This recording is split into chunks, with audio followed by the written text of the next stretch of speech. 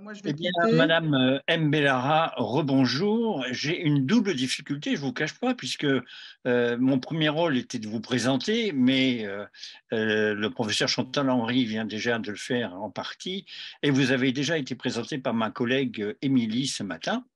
Mais je pense aux participants qui nous ont rejoints uniquement cet après-midi pour assister à notre journée mondiale de l'après-midi. Et si vous ne m'en voulez pas, je vous représenterai donc très brièvement. Vous êtes donc psychologue et enseignante-chercheuse à la faculté de psychologie de l'Université de Bordeaux. Vous travaillez également au centre hospitalier Charles Perrins, toujours à Bordeaux, et vous appartenez au réseau des centres experts des troubles bipolaires de la Fondation fondamentale. Et enfin, je vous donne la parole pour aborder donc les thèmes cet après-midi, les thèmes des groupes multifamiliaux et de l'éducation thérapeutique. C'est à vous.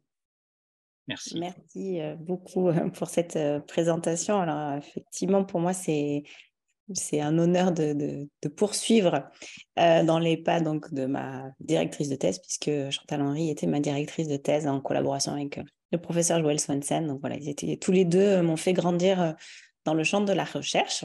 J'essaie de continuer à grandir aussi maintenant et à m'autonomiser.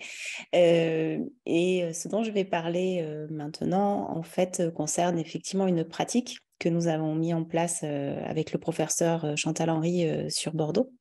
Il s'agit des groupes multifamiliaux. Alors, là.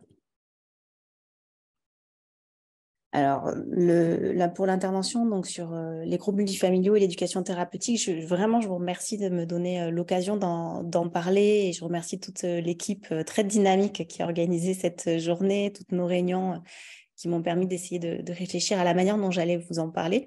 Je peux être tout à fait intarissable sur le sujet puisque c'est une pratique qui m'anime beaucoup et je vais essayer de me fixer pour répondre à vos besoins et aux questions que vous avez pu me poser sur cette pratique. Je suis très contente que cette journée mondiale soit autour des questions et du thème de la famille en lien avec le trouble bipolaire. Donc, groupe multifamiliaux et éducation thérapeutique, quelle pratique et surtout dans quel contexte? En fait, l'idée, c'était déjà de réfléchir à qu'est-ce qui se passe pour les familles qui sont concernées par la question d'un diagnostic de trouble bipolaire pour l'un des membres. En fait, les études nous ont montré que finalement, les personnes qui sont concernées par trouble, comme les membres de la famille, peuvent traverser le même type de vécu, le même type d'émotion.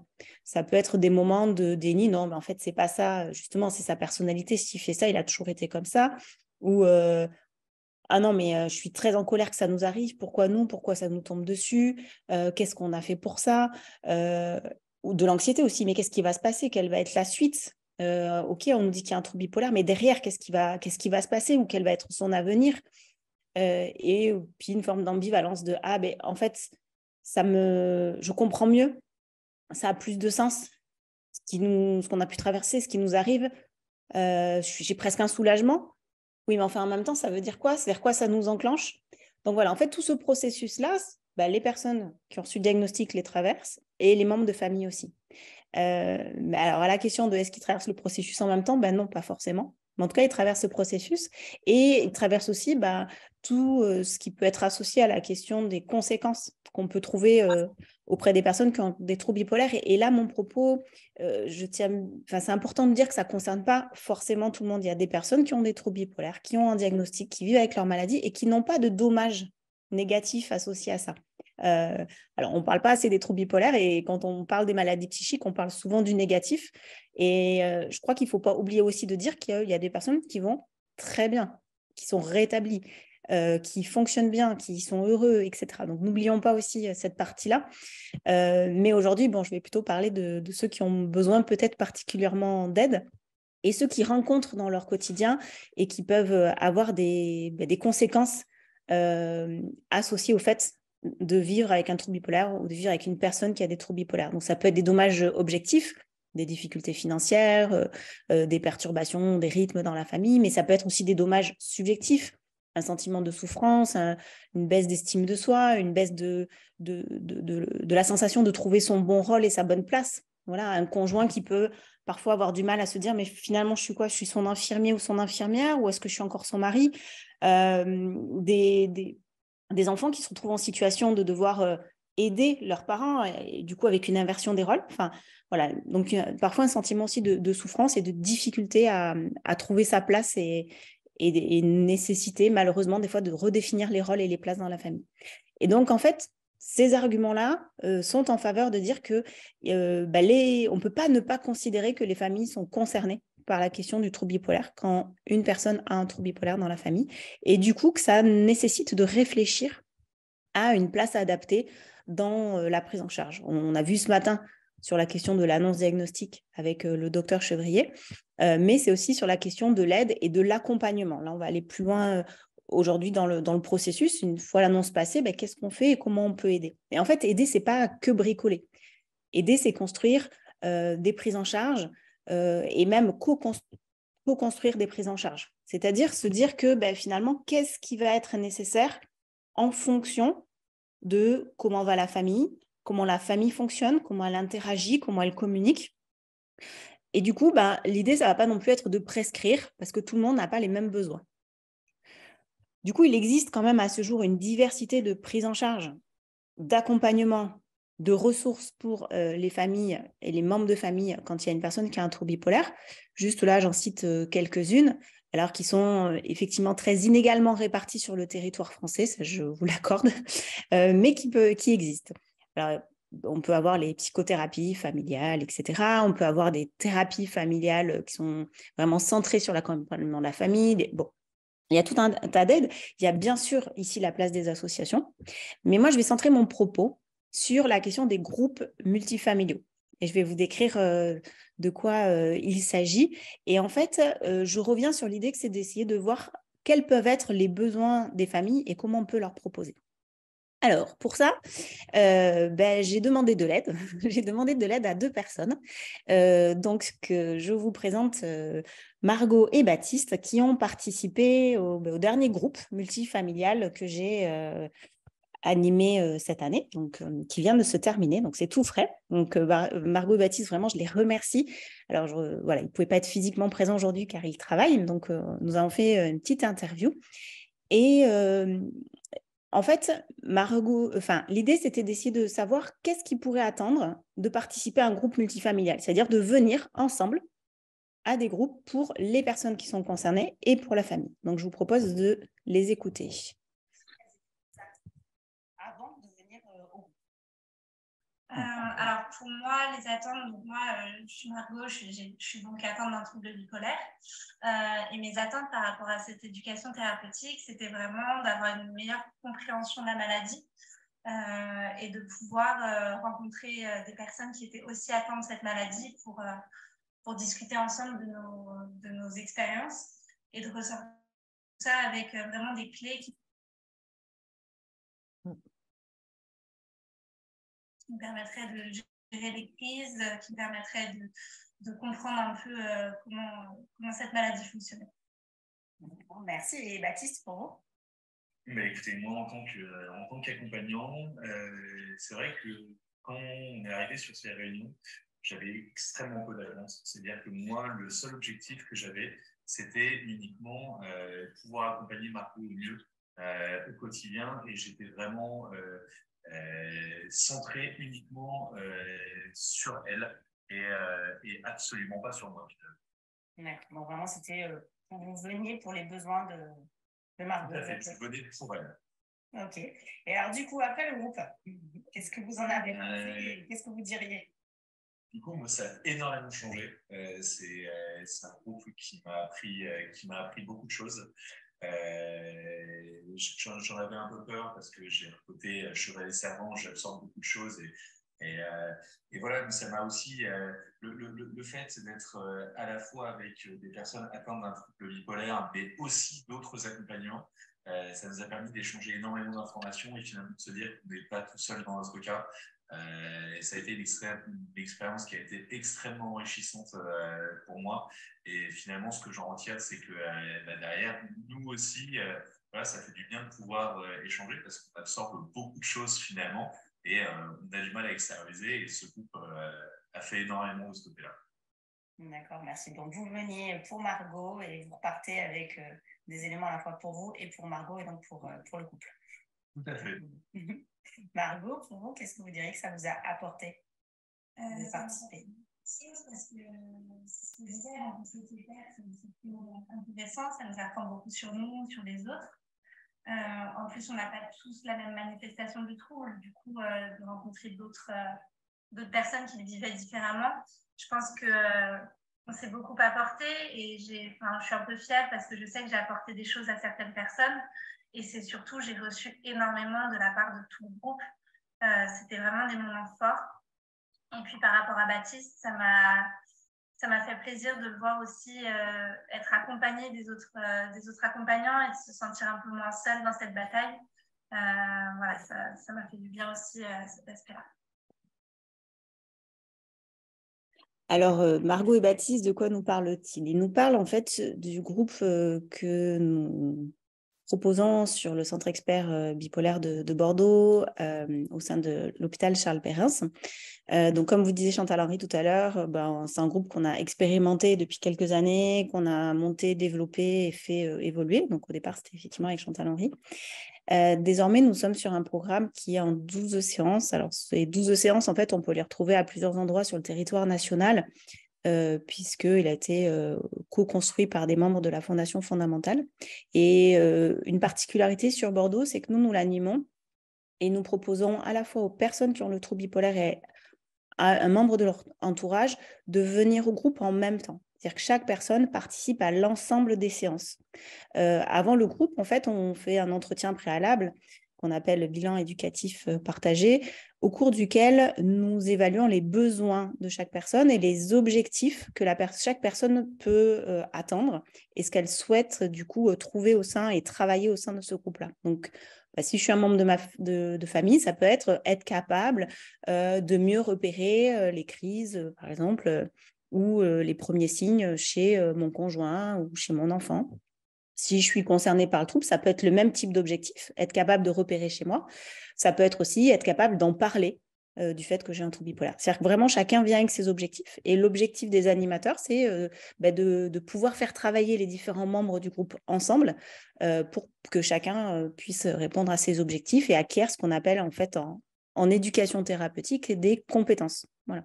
Donc, ça s'appelle des compétences dites d'auto-soin. Je suis capable de repérer, je suis capable de comprendre, je suis capable de décrire, mais ça peut être aussi des compétences d'adaptation psychosociale. Non plus, je suis capable de mener une vie en fonction des objectifs de vie que j'ai, en fonction de mes valeurs, en fonction de mes envies, tout en ayant ce trouble-là. Notre programme en 12 séances, si je le découpe en 3 grandes parties, il y a les premières parties, on va parler en gros des signes des troubles bipolaires, donc les phases de haut, les phases de bas. Ensuite, on a une partie où on va travailler sur la prévention des rechutes, donc être capable de repérer, être capable d'agir, etc. Et après, on a tout un pool de séances qui nous permet surtout de travailler la question de la gestion au quotidien, donc un peu le vivre avec. Voilà. Donc, que ce soit la question des traitements pharmacologiques, mais aussi des autres types de ressources, d'aides, que ce soit des psychothérapies, mais aussi tout ce que je mets en place dans ma vie pour m'aider à aller bien. Donc, voilà le programme auquel a participé Margot et Baptiste. La dimension, donc, je vous dis que nous, on rajoute, c'est la dimension multifamiliale. Qu'est-ce que ça veut dire? En fait, on rassemble ensemble des familles qui ont en gros une problématique, une spécificité commune. Ici, c'est la question des troubles bipolaires. Donc, ce n'est pas développé que dans le trouble bipolaire, c'est développé dans plein d'autres spécificités. Et en fait, le fait que les personnes qui sont dans le groupe partagent des similitudes en termes d'expérience de vécu, en termes peut-être de difficultés ou de ressentis, ça va être un levier important pour favoriser le partage d'expériences. Et l'idée que chacun ne considère plus son propre vécu comme justement unique, monolithique, immuable et irréversible, mais se dise, en fait, oui, j'ai mes particularités, mais j'ai aussi des choses en commun avec d'autres. Et oui, c'est possible d'en parler, c'est possible de mettre des mots.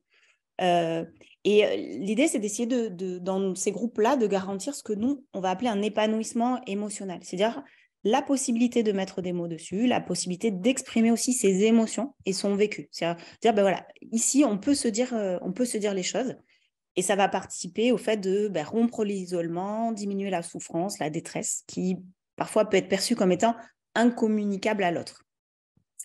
Donc, voilà un peu les grands principes. Après, ces groupes multifamiliaux, on se rend compte qu'ils sont très peu développés sur le territoire national. Il y a très peu d'offres, en fait. Et en fait, il y a beaucoup de freins, beaucoup d'inquiétudes. Quand je parle avec certaines des personnes concernées par le trouble, les patients peuvent me dire « Ah, mais non, mais moi, il y a des choses, je n'ai pas forcément envie d'en parler devant ma famille, ça va être compliqué. » Quand j'en parle aux membres de la famille, ils vont dire « Mais non, on ne va pas oser poser toutes les questions devant eux et dire nos difficultés. » Quand j'en parle à des collègues, des praticiens, des fois, ils me disent « Oui, mais ça va être compliqué parce que finalement, ça va tourner à la thérapie familiale et ils vont rejouer les conflits dans la famille. » En fait, il y a plein de freins à plein d'endroits.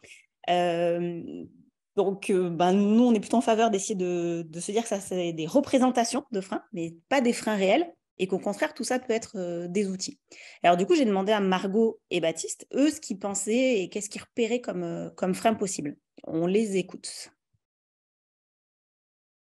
Alors, c'est vrai qu'on peut se dire que parfois, il y a une peur du jugement, je pense, que ce soit de la part de notre accompagnant, mais de la part des accompagnants des autres.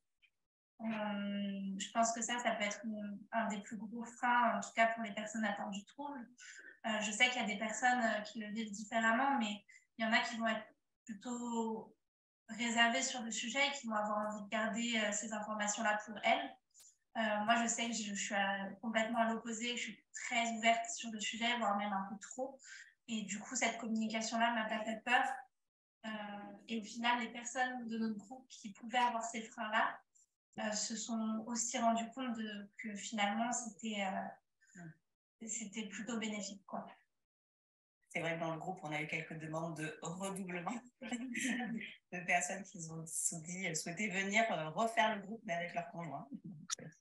Il y en a qui ont pu changer d'avis. Baptiste, vous, peut-être. Mais je trouve que, voilà, en fait, par rapport à ces groupes,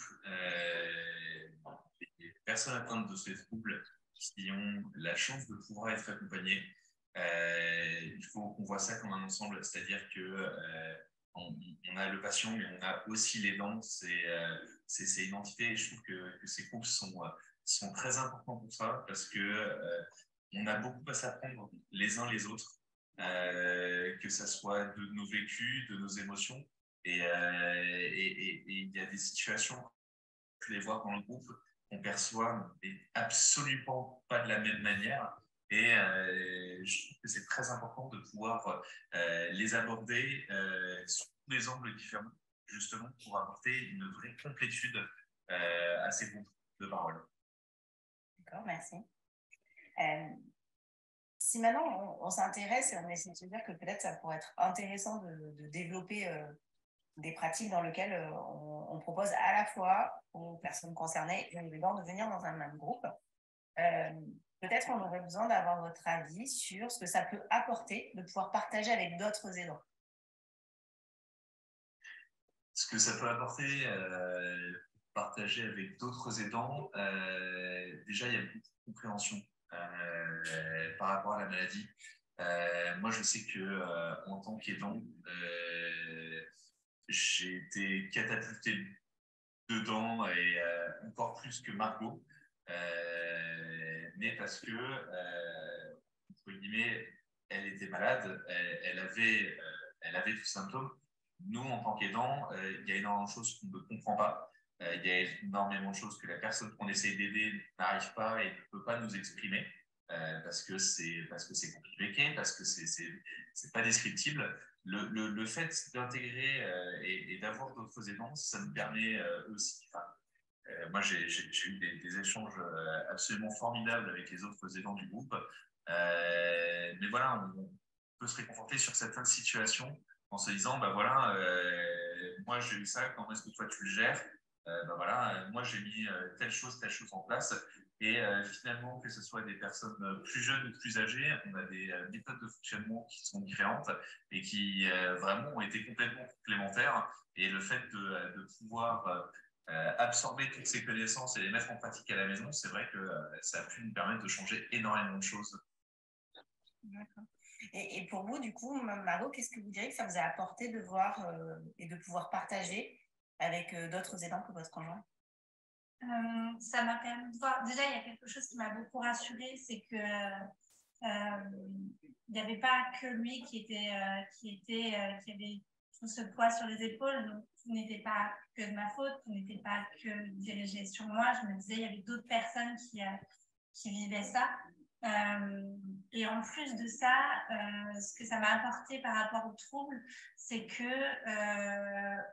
comme disait Baptiste, on voyait d'autres techniques, on voyait d'autres moyens de communication. Parce que dans notre couple, en dehors de la maladie, on a déjà un mode de communication qui est établi. Quand la maladie s'est ajoutée, on a dû changer ça.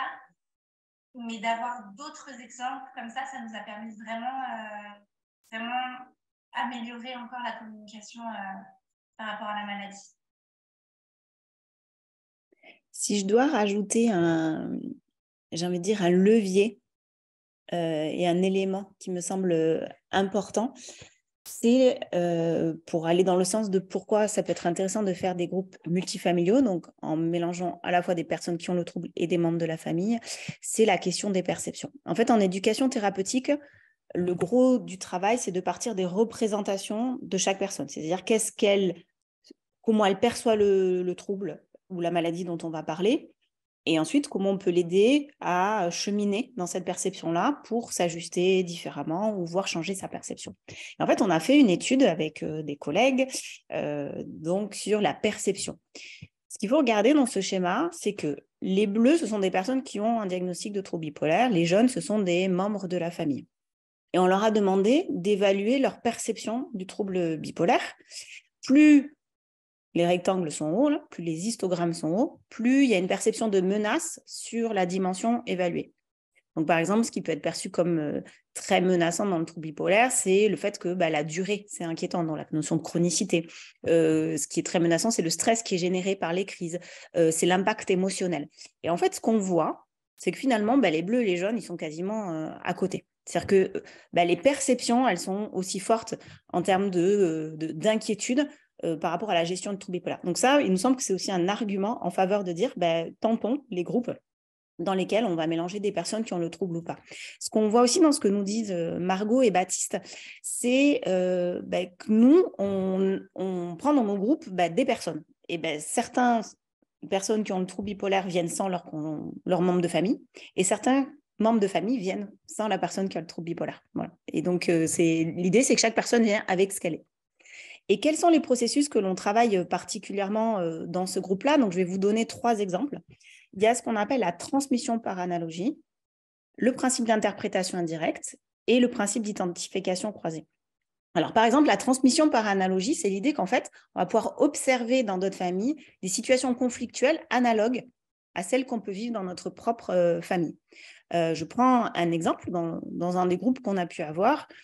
C'est une personne qui pouvait dire moi, ce qui est très compliqué, c'est que ma femme, à chaque fois, elle me demande le matin si j'ai bien pris mes traitements. Et moi, je trouve ça très infantilisant. Et en fait, cette personne-là va réaliser ce côté. La personne qui dit ça va réaliser qu'effectivement, c'est infantilisant en entendant dans une autre famille cette situation-là, qui est la même et qui est vécue aussi de manière très infantilisante. Et alors qu'elle n'avait pas conscience qu'effectivement, ça pouvait être vécu de cette manière-là, mais en le voyant en miroir, se dire « Ah ben oui, effectivement ». Et du coup, à partir de là, dire « Bon, mais comment on peut faire autrement ?» Comment, en gros, en fait, moi, c'est de l'inquiétude, c'est pas de l'infantilisation. Et comment gérer entre ton sentiment d'être infantilisé et mon inquiétude. Autre élément qui peut être très intéressant dans ces groupes-là, c'est les principes d'interprétation indirecte. Donc, par exemple, nous, en tant que professionnels, ce qu'on dit, c'est qu'on lance des sujets et les personnes s'en saisissent. Et en fait, on se rend compte dans les groupes, on arrive à parler de thèmes qui sont parfois extrêmement difficiles à aborder en famille, voire même en entretien individuel. Par exemple, les problématiques financières. Par exemple, les problématiques de tromperie dans le couple. Par exemple, les problématiques d'idées délirantes. Donc les idées hors réalité. Par exemple, voilà tout un tas de problématiques qui peuvent être...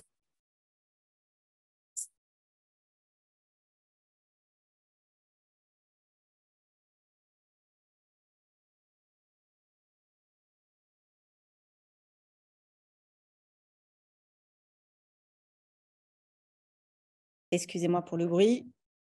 J'ai une petite problématique chez moi à ce moment. Donc, par exemple, du coup, voilà, ce que je disais, c'est que les thèmes très compliqués parfois abordés peuvent être abordés en groupe. Et en fait, on se rend compte que ça déstigmatise beaucoup et on se rend compte que la parole peut être tout à fait libre.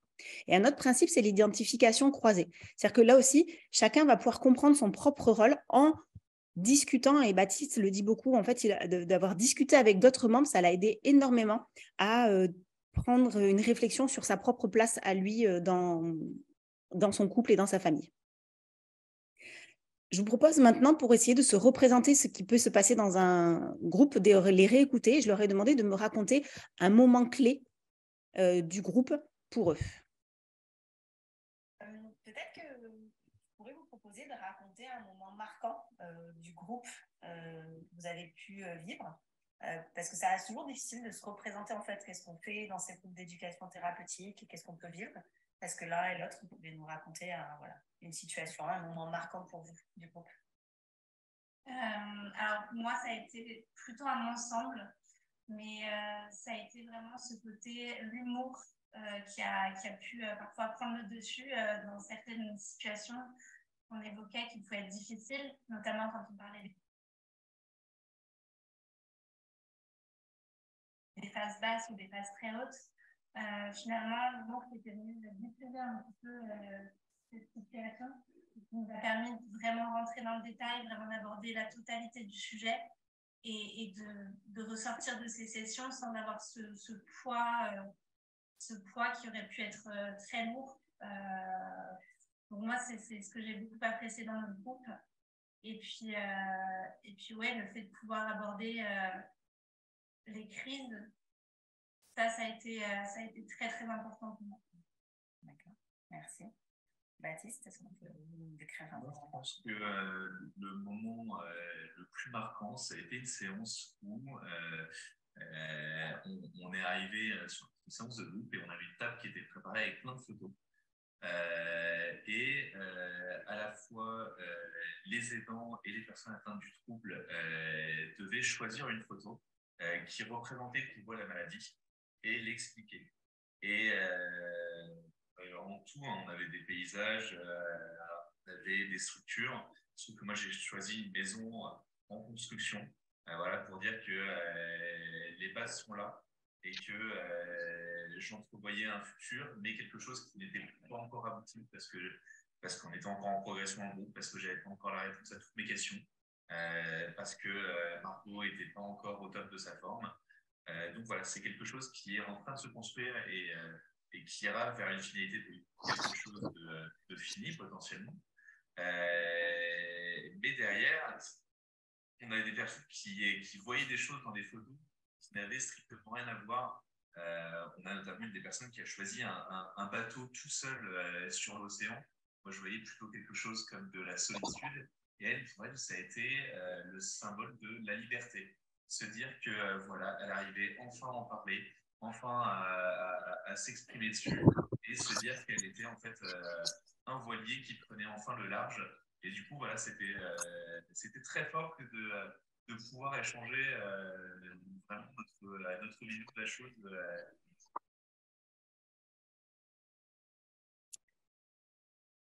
Voilà, donc des moments forts qu'ont pu vivre Baptiste et Margot. Alors, Margot parle beaucoup plus de toute la période et Baptiste nous donne cet exemple. Alors, c'est ce qu'on appelle la technique du photolangage. Donc, on met tout un tas d'images et on demande à la personne et à chaque personne de choisir une image qui représente. Donc, ça peut être qui représente pour elle la maladie, qui représente la question du traitement, etc.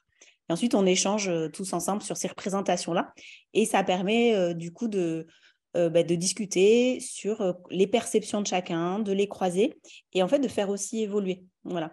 Et du coup, il y a un système d'entraide qui est extrêmement intéressant où peut-être on avait eu une personne qui avait dit bah, « moi, c'est encore hyper difficile, je ne vois pas du tout l'avenir positivement et je suis extrêmement inquiète ». Et quelqu'un qui a pu dire, bah oui, tu vois, moi, effectivement, j'avais ça aussi à un certain moment de ma vie, mais maintenant, je vois différemment. Et en utilisant la photo, en disant, mais tu vois, si dans ta photo, on rajoute ça, comme élément, mais ça pourrait te permettre de voir aussi différemment les choses, etc. Donc, ça reste des groupes qui sont extrêmement riches, alors aussi en émotions, et dans lequel on va vraiment travailler à un concept qu'on appelle la compétence des familles. C'est-à-dire que réussir à ce que chacun retrouve en lui les compétences, parce que forcément tout le monde en a, sauf que des fois les expériences de vie font qu'on a tendance à moins les voir, voire à croire qu'elles ont disparu. Et en fait, dans le groupe, on va aider à ce que chacun retrouve la confiance, réapprenne à communiquer autour de son vécu, de ses expériences, et ensuite puisse aussi retrouver des moyens de s'ajuster. On parle souvent d'homéostasie, c'est-à-dire d'équilibre familial, et de voir comment cet équilibre familial peut permettre de faire avec le trouble et pas d'avoir l'impression de faire contre le trouble bipolaire. Et souvent aussi, les personnes nous disent que gérer le trouble bipolaire, ce n'est pas toujours très simple. On peut avoir des attitudes qu'on va appeler de déni ou de dénégation, c'est-à-dire non, non, ça n'existe pas, ça n'existe pas. Ou au contraire, des personnes qui vont être tout le temps en hyper-vigilance pour regarder le moindre fait et geste. Ça peut être des personnes qui nous disent moi, dans ma famille, de toute façon, j'ai même plus le droit de donner mon avis de manière un peu haute. On me dit tout de suite que je suis maniaque, quoi. Ce qui peut poser problème en situation, par exemple, de mouvements politiques ou sociaux. Non, non, j'ai même plus le droit de m'emballer. Et en fait, dans les groupes, finalement, on essaie d'être un peu moins dans les extrêmes et peut-être que l'accompagnement de plusieurs va permettre d'aider de ne pas être soit trop dans l'hypervigilance ou au contraire dans le non, non, tout va bien, il ne se passe rien.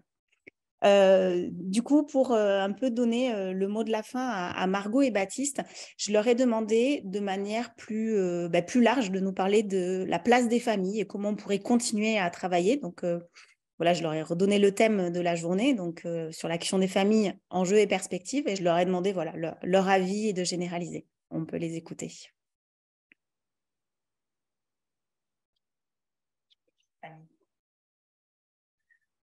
Alors moi, cette partie-là est un peu plus compliquée parce que, étant l'aidant, je trouve que c'est important. Je vais prendre l'exemple de moi, de ma famille, qui va avoir beaucoup moins d'impact par rapport à la maladie.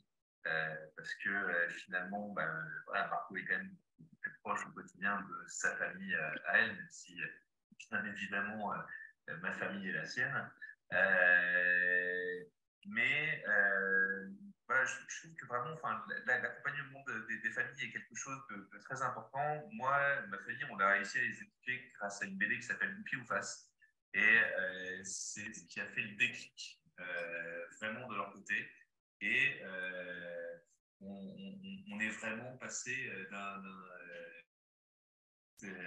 extrême à l'autre. Et aujourd'hui, voilà, j'ai ma famille qui vraiment fait tout aujourd'hui pour accompagner Margot dans la maladie. Du coup, je pense que c'est quelque chose qui est très important, mais à des degrés différents. Et Margot vous parlera plutôt de son côté à elle.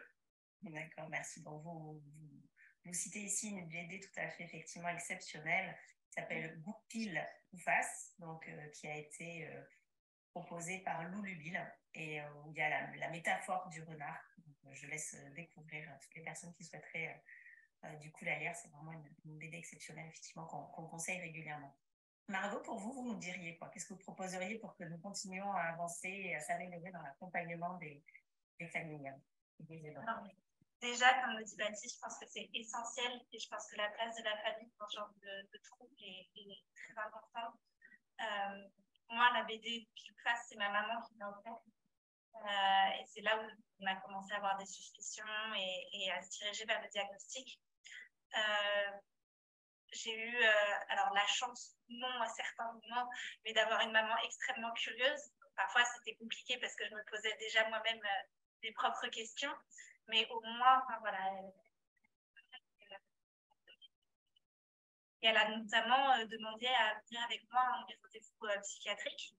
Et ça, je pense que c'est important d'avoir des membres de la famille, pas forcément au quotidien, mais au moins avoir un ou deux rendez-vous pour comprendre la maladie et pour comprendre les clés de l'accompagnement de la personne qui a un trouble. Donc, ouais, d'avoir des rendez-vous psychiatriques ou psychologiques en famille, je pense que ça peut être intéressant. Je vous remercie du coup pour ces propositions. Effectivement, on a tous encore à beaucoup travailler pour améliorer la prise en charge des personnes qui ont un trouble bipolaire, mais aussi bien sûr de tout leur contexte familial. Si vous deviez nous donner un petit mot de la fin, voilà, ce que vous avez envie autour de ce thème, donc des Journées mondiales du trouble bipolaire 2023 et la proposition d'Argos de nous faire réfléchir à la place des familles, enjeux et perspectives. À vous, la place est libre. Qu'est-ce que vous auriez envie de nous dire? Blanche. Blanche. Lisez Goupil face. Je peux en parler. Une fois que vous trouvez cette page, c'est parti, cette personne qui vous inspire, parlez-en autour de vous. N'ayez pas peur d'en parler, surtout par vos proches. Mais trop près autour de la maladie mentale. Alors que c'est pas ce monstre terrifiant qu'il faut cacher et il faut oser en parler.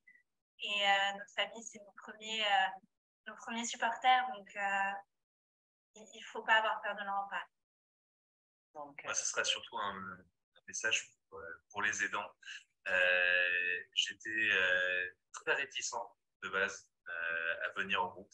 Vraiment, je l'avais annoncé sur les rendez-vous en groupe. Je le faisais. Voilà. Je peux témoigner. Je le faisais vraiment dans ma tête, je le faisais complètement pour Margot. Je pensais que c'est quelque chose qui m'apportait strictement rien. Vraiment, mon conseil, c'est trouvez-vous des groupes, vous pouvez le faire à deux. Soignants et accompagnants, c'est quelque chose qui est extrêmement important. On apprend énormément de choses et vraiment, c'est une expérience qui m'a apporté énormément et si c'était à refaire, je le referais sans être réticent au départ. D'accord, merci beaucoup. Donc, la maladie mentale, parlons-en. Voilà, je te remercie vraiment, Margot et Baptiste, d'avoir accepté de faire cette interview.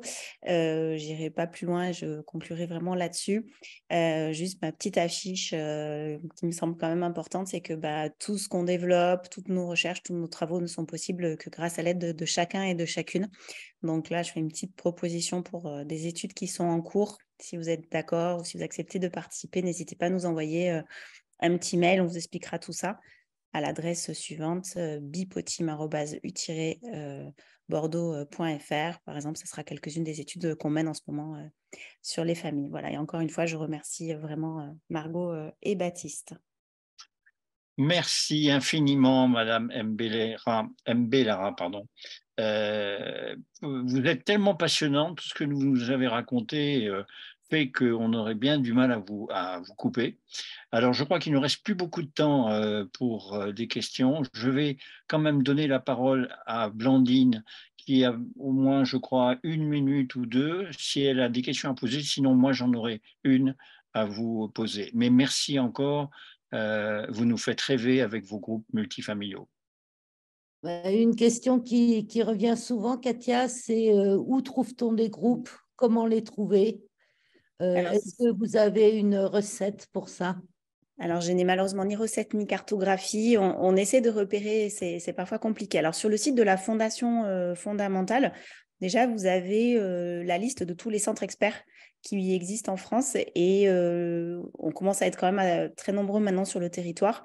Et nous, au sein de nos centres, on essaie de repérer ce qui existe dans nos territoires. On peut aussi aider à trouver les informations. Donc, en allant sur le site de la Fondation fondamentale, vous avez les listes des centres experts. Et ensuite de contacter les centres experts parce on essaie de répertorier dans nos différents départements ou régions. Et aussi, l'autre conseil que je fais, c'est de contacter les différentes associations de patients et de familles qui font aussi un très gros travail pour essayer de connaître ce qui se fait dans les territoires. Donc, j'ai bien vu les questions. Voilà, j'avoue que sur Lyon, je suis incapable de répondre s'il y a des groupes ou pas à ce jour. On aimerait réussir, mais à ce jour, on n'a pas encore d'outils qui permettent suffisamment de repérer à quel endroit il y a tout le monde. Donc, c'est un peu de bouche à oreille, etc. Merci. Merci. Moi, j'aurais une dernière question, peut-être très, très rapide au niveau de la réponse. Vous savez que dans le cadre de notre association Argos, nous pratiquons depuis le Covid, de nombreux groupes de parole en utilisant l'outil visioconférence. Je voulais vous demander si pour vos groupes multifamiliaux, vous pensez que le mode présentiel est absolument indispensable, ou bien que vous pourriez pratiquer ce genre de choses en utilisant l'outil visioconférence pour permettre à des personnes qui ne sont pas proches d'un centre où ce type d'aide est disponible pourraient se connecter. Ok, alors je ne suis pas du tout la bonne personne pour répondre à ça parce que je ne suis pas très partiale sur cette question-là. Alors, la science nous étudie de plus en plus l'intérêt de faire des prises en charge en visio et on a montré qu'il y a des effets tout à fait positifs à faire et à travailler en visioconférence. Voilà, donc la science nous dit ça, donc ça reste important et comme vous l'avez dit dans votre question, c'est indispensable de pouvoir faire ce type de prise en charge parce que certaines personnes sont très éloignées au niveau territoire et ont très peu accès à certains soins. Après, bon, là, c'est le côté tout à fait impartial et très personnel. Je suis quand même assez favorable à la rencontre humaine et à l'expérientiel parce que sur la question de ressentir les choses, du corps, des émotions, du partage émotionnel, voilà, je travaille moi beaucoup sur les émotions, la contagion émotionnelle, voilà, quand il y a du contact humain, ça reste quand même, on peut travailler différemment, voilà, et des choses en tout cas, des éléments qui sont très importants pour moi. En tout cas, si je dois répondre très rapidement, je ne suis pas pour un remplacement. Je suis pour proposer une diversité qui corresponde aux besoins de chacun. Très bien. Merci infiniment, Madame Bellara. Comme l'a dit Eliane ce matin, nous ne manquerons pas de vous faire de la publicité pour vos recherches. Merci. Merci.